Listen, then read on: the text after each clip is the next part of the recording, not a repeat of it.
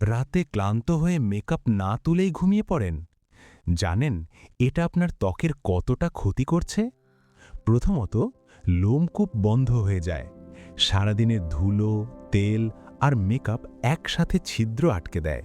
ফলে blackheads, pimple, ত্বক হয় নিস্তেজ। দ্বিতীয়ত, বয়স বেড়ে যায় আগেভাগেই।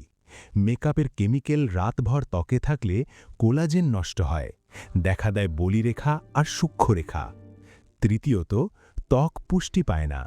রাতেই ত্বক নিজেকে রিপেয়ার করে, মেকআপ থাকলে সেই কাজ বাধা পায়, ত্বক দেখায় ক্লান্ত ও ডিহাইড্রেটেড। আর সবচেয়ে বিপজ্জনক, চোখের ক্ষতি। মাস্কারা, আইলাইনার না তুললে চোখে জ্বালা, ইনফেকশন, এমনকি কনজাংটিভাইটিস পর্যন্ত হতে পারে। তাই যতই ক্লান্ত হন, ঘুমানোর আগে মেকআপ তোলা মাস্ট। আপনার ত্বক আপনাকে ধন্যবাদ দেবে।